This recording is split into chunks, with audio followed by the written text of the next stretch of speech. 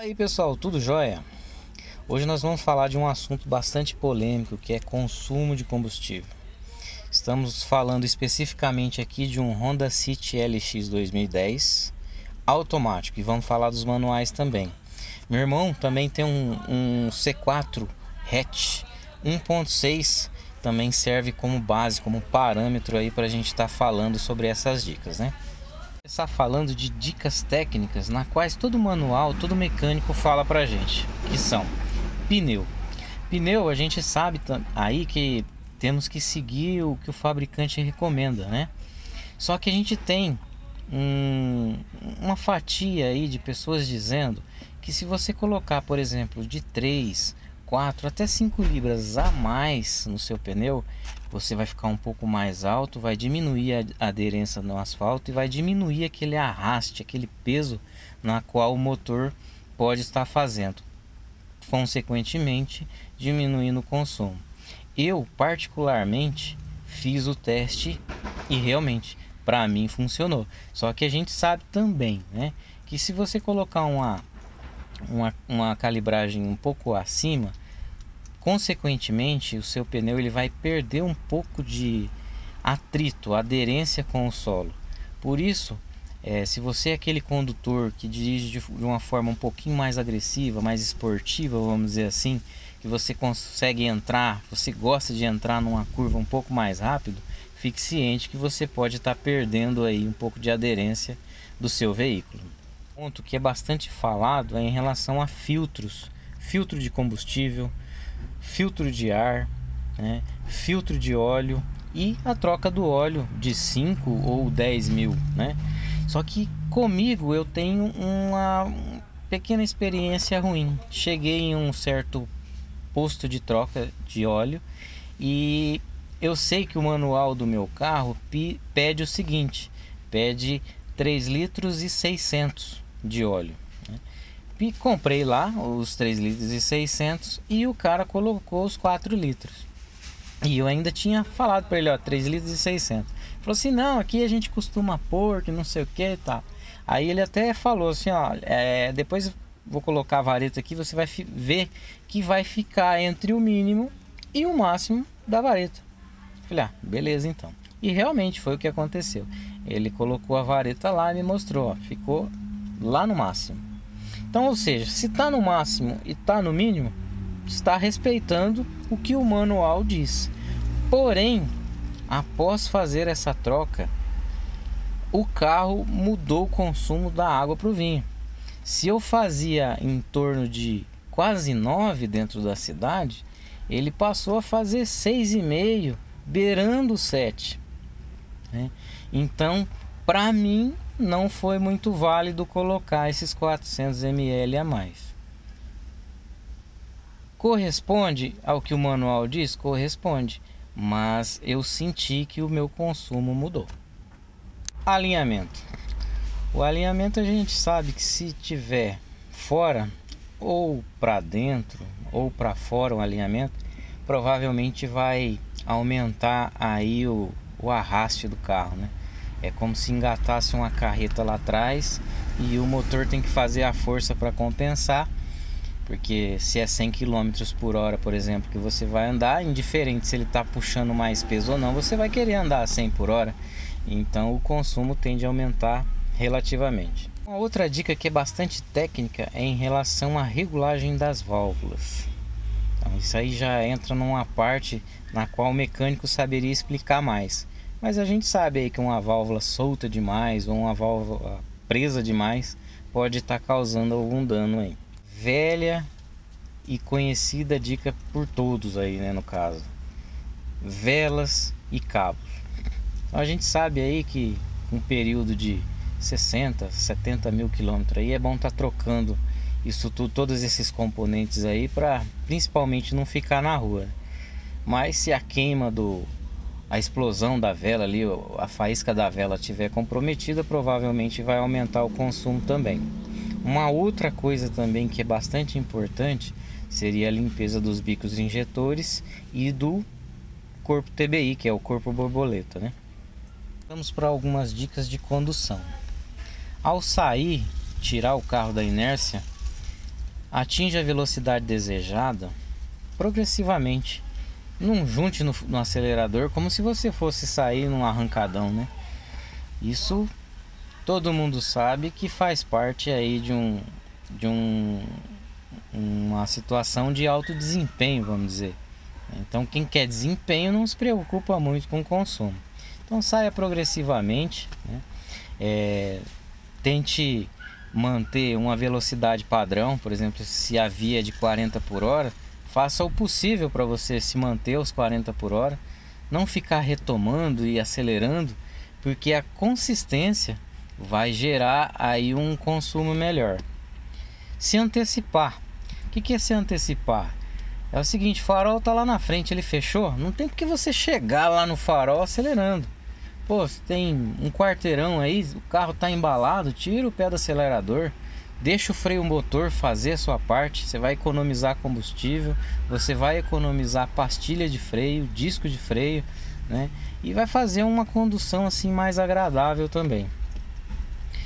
Marcha correta, pessoal.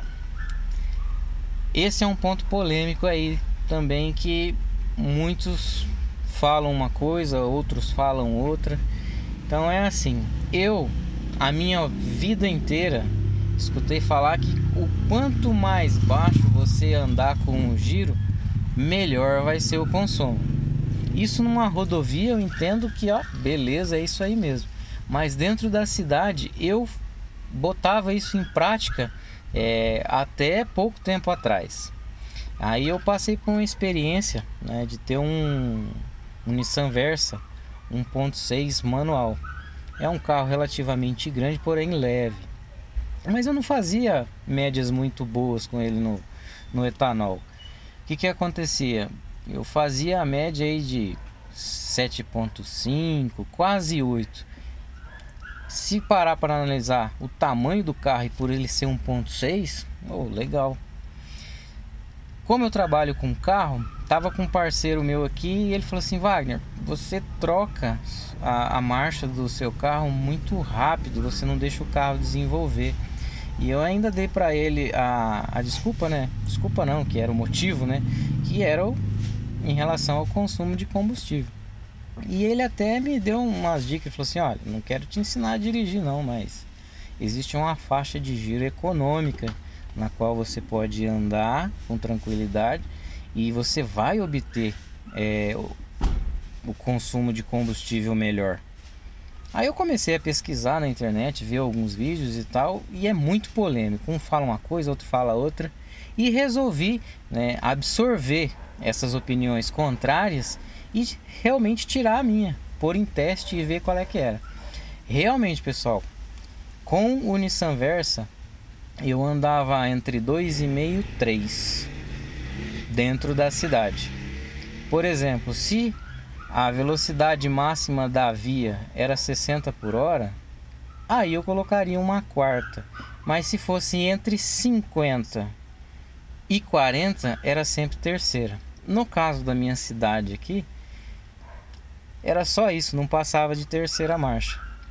E olha, vou ser bem sincero, passou de 9, de 7, quase 8, para 9, 9.5, 9.6, e tinha algumas ocasiões que eu conseguia fazer até 10.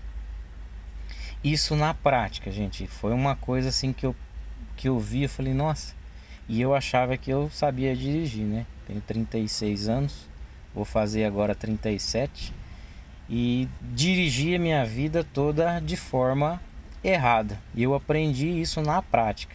Então, assim, minha experiência e minha opinião. Peço que vocês mudem, né? Façam testes em relação à maneira de condução que de repente pode ser favorável.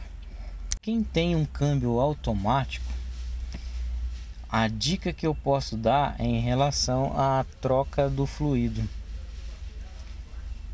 Há bastantes relatos aí na internet, né? Em grupos de WhatsApp, de Facebook, até mesmo aqui no YouTube, de pessoas falando que após a troca total, tá? A minha opinião é a troca total do fluido do câmbio, o consumo de combustível melhorou. Por que, na minha opinião, total? Porque assim, se você vai fazer uma parcial, normalmente são 2 litros. Ou seja, você vai ter um óleo velho no seu câmbio.